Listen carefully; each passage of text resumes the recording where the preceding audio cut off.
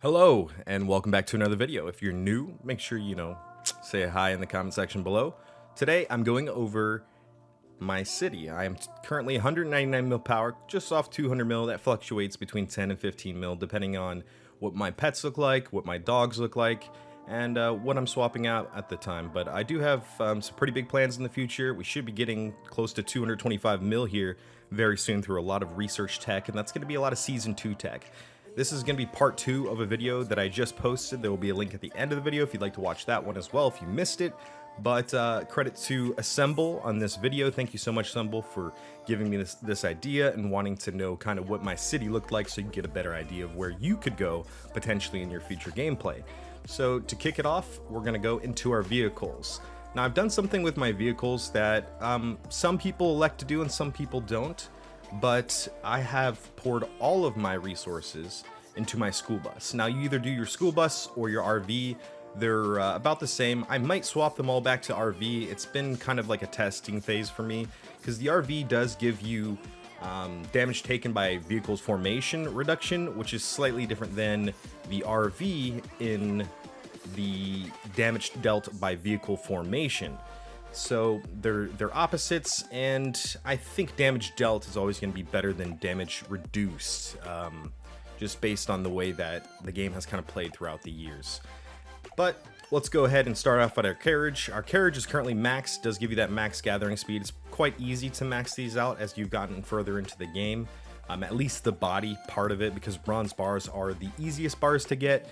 By far, so I've maxed out the gathering speed on this. Sometimes you can throw this to your F1 or whatever unit holds the most during Strong Survivor and just gather that much quicker.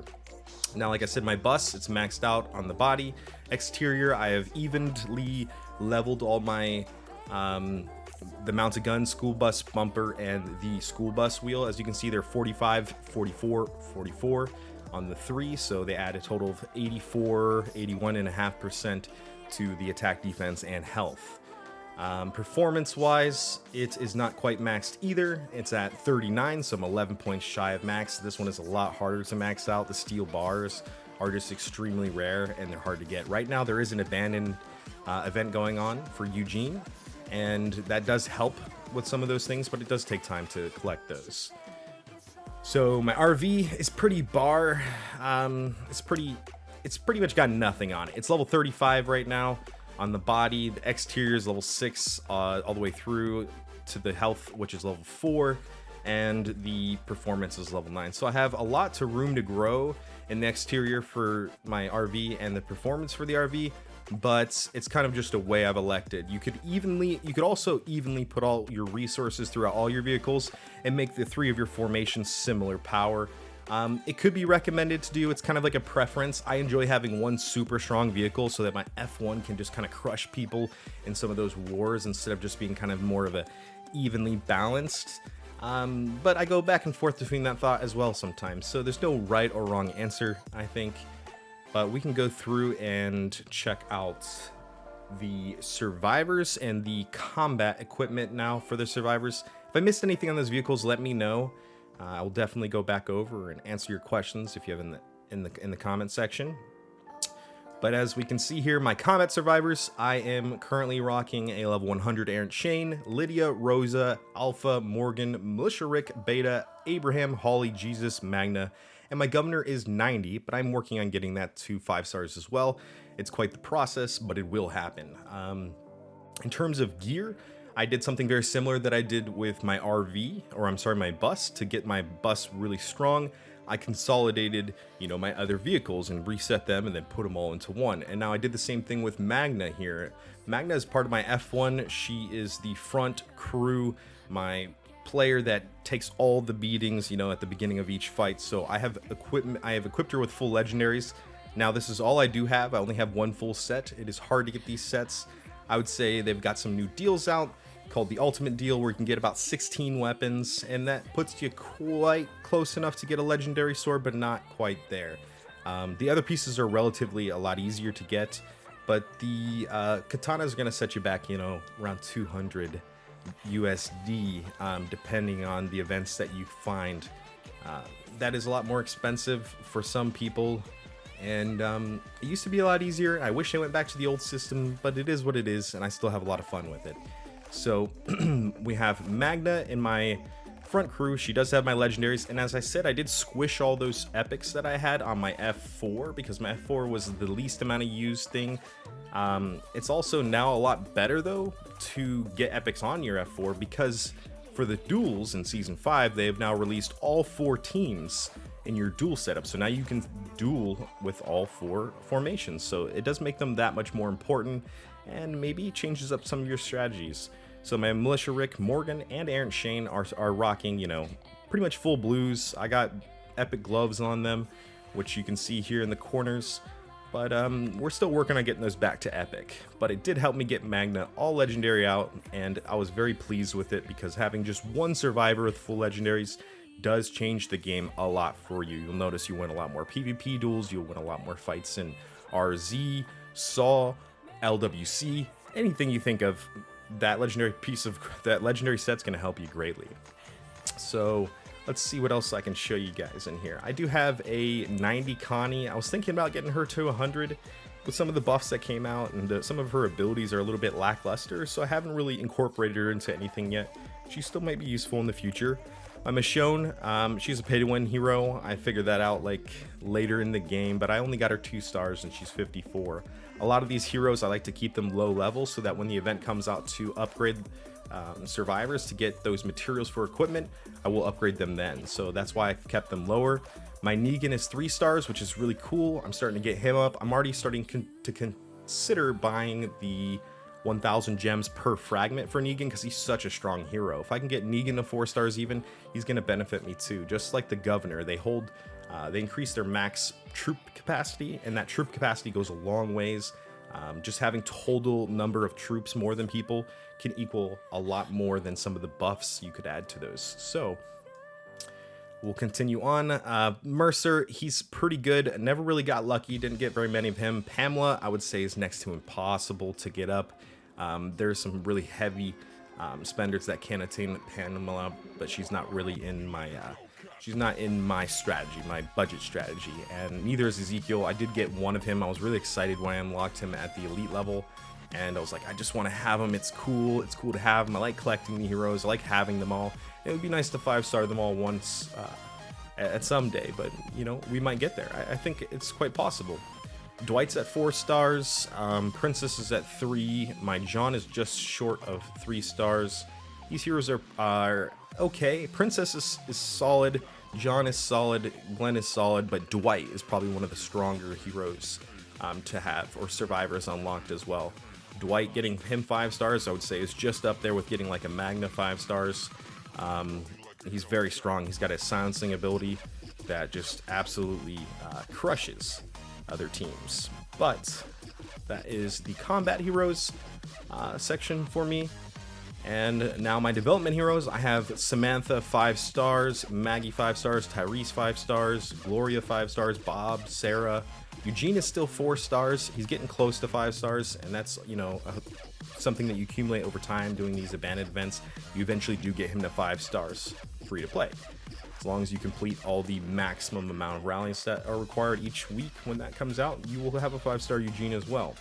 Denise is 3 stars. She's a solid hero. I've always wanted to get her higher just because some of her abilities unlock more capacity for your hospitals, but that's kind of like a pipe dream. Denise is hard to get. You don't really get her from draws. I wish some of these heroes were inside the long range radio draws, but you know, it is what it is. So you've probably noticed I've equipped some of these heroes and some of them do not have anything.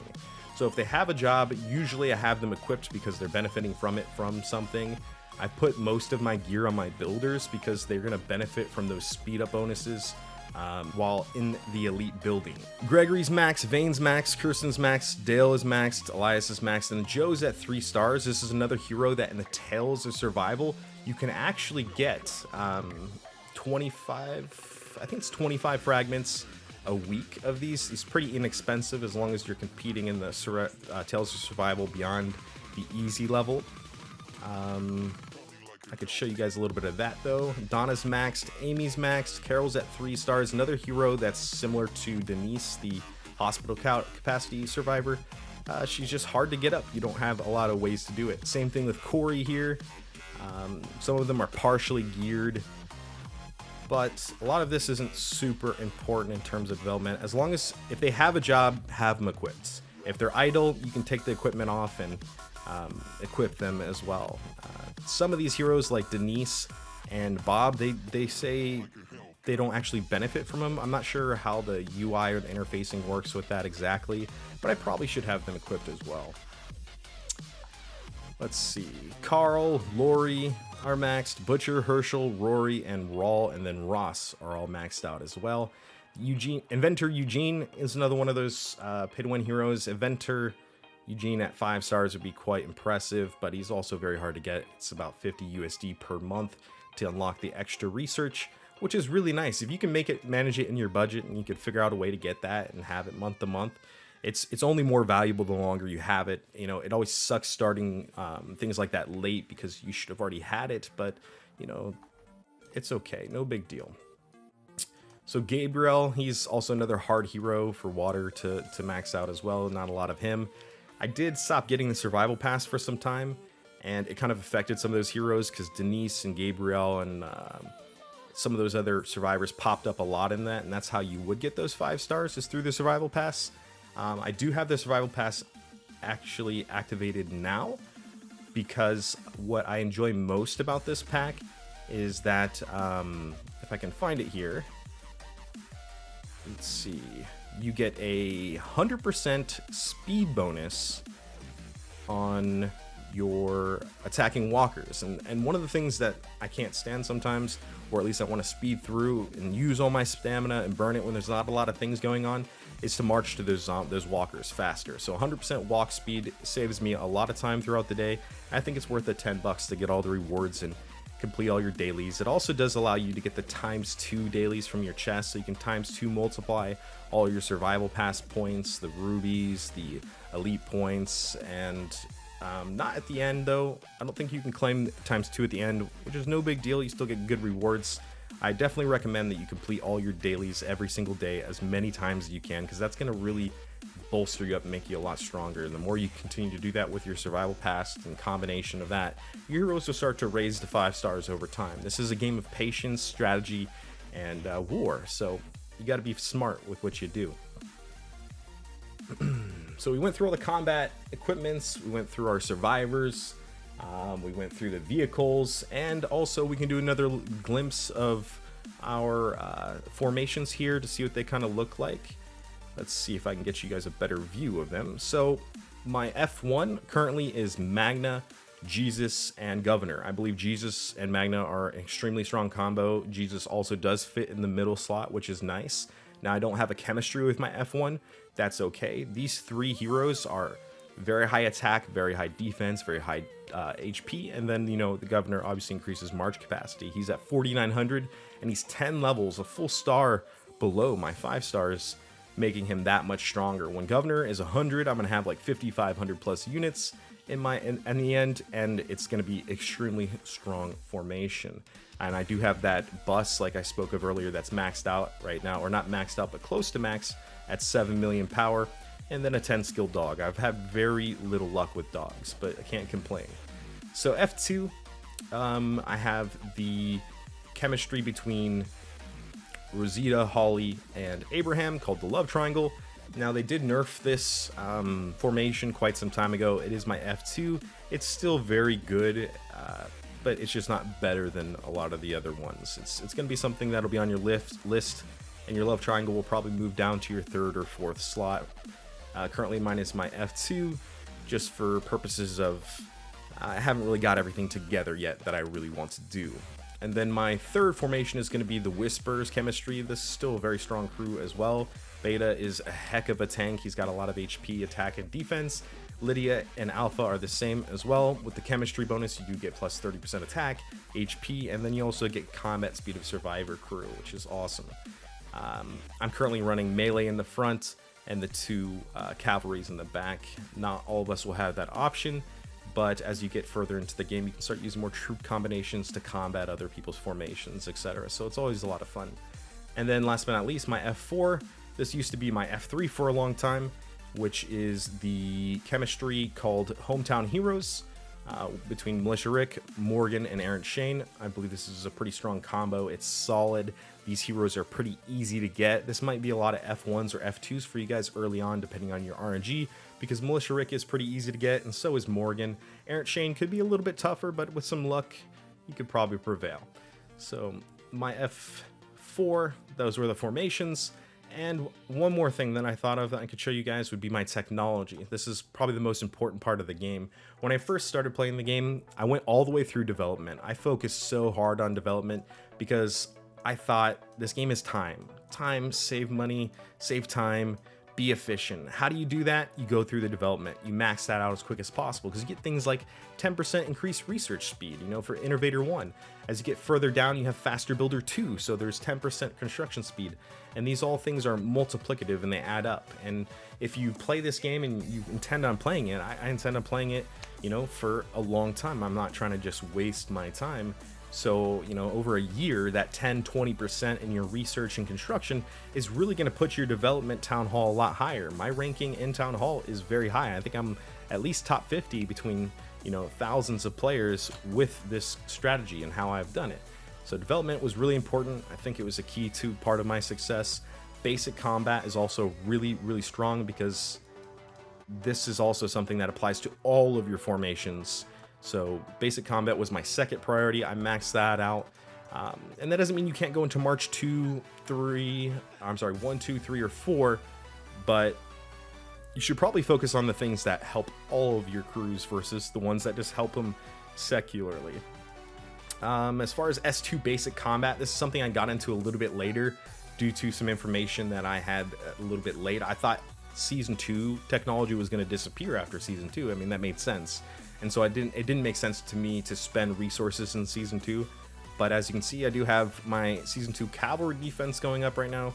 Getting this 10 out of 10 is absolutely huge. I want to get the fighter defense next and keep pushing down further into it to get the additional 35% health increase on cavalry, melee, and as it goes down, you get counters, you get the no mercy buff at the end, increases your enemy losses when attacking someone's town. So Season 2 basic combat, really good. Hard to get to sometimes because you have so many things in front of that. Like, I would recommend definitely that you do your development in basic combat before you start looking at S2, and then even your F1 and your F2 march queues would be really important to start getting those up into the 50, 60, 70 percentile as you start to slowly build into basic combat. And that's why that $50 a month that I was speaking of earlier saves you so much time. You think you save up to 30 plus days of research and time and energy researching two things at once, and that is quite a high value there. It's hard to value it exactly because we'd have to break down so many numbers, but I can tell you that it's very valuable. In terms of march queues, I have my F1, F2, and F3 maxed out. F4 is at 60%. Now this one has been a pain in the butt because it is so good, but it also takes so long and so many resources to kind of get these up. Back in the day when we were doing F4 research, as you can see, this is 10.5 million bullets for the research. I have 260 mil right now, maybe 500 in my bank, and that was a lot of resources back then. We had to save all our bullets just to get to T10 as quick as possible. So if you're coming back through the game and you're playing through the game from the start, you're probably not going to spend a lot of your bullets on some of these things because you need to get that tier 10 research, and that tier 10 research costs us massive amounts of bullets, at least in that time. So I do have maxed out melee training and maxed out cavalry training. I do think that this is sort of a misplay on my side. I don't think I would ever go melee training again first, and I don't think I'd ever go melee training and cavalry training again, because I probably shouldn't have even got the cavalry training, saved that 25,000 flasks, and busted up my Season 2 combat for my melee training. I should have maxed out my F4, and then I probably should have went into my melee statues, which you get sometime between S2 and 3, and you max all these out. Like your unyielding buff increases melee's health by up to 40% when you have this at max, and that's going to cost a lot of flasks. As you can see, it already costs 120 flasks just to go from 6 to 7, and I probably could have made a super strong melee team. but I love cavalry, and one of the main reasons I love cavalry is they're so fast. And then on top of that, they gather faster, they build faster, they gather more, and they're a nice counter to melee. So it's kind of a tough thing to pick and choose what you're gonna do, but I recommend strongly that you pick one and then you just take that one and take it to the moon, you know, max out the melee statue or your cav statue. That way you're not kind of stuck in the same situation I'm at, where I have like decent melee and decent cavalry instead of like really good cavalry or really good melee. And I think that is a bit of a misplay on my part. After all this time, I can kind of see that better. And it's just, you know, hopefully you can learn from my mistakes and enjoy what that is, because I also do have a lot of extra tier 10. You know, it's not all bad. I think I have 55,000 melee and another 50,000 or 40,000 cavalry, which comes into play when I do things like Survivors at War, etc. Now I am open to big attacks, and if people hit me, I can lose a lot, but I do keep myself shielded 24/7, and if I do get hit, then they got lucky. You know, good for them. They found me when I was, you know, tripping, I was sleeping, whatever it was, but I'm not really worried about losing too many troops these days. I wouldn't try not to be too worried about that. It makes the game kind of, you know, difficult at times. But I think that is everything that I wanted to show you guys. In terms of statues, like in the statues I went through and I got everything like 3 to 5, you know, to kind of just get those up, and I would do them slowly throughout the survival challenges on research days, etc. And I think that is the whole city now. If you guys enjoyed this video, you made it this far, you're listening to my voice, thank you so much. I appreciate you very, very much.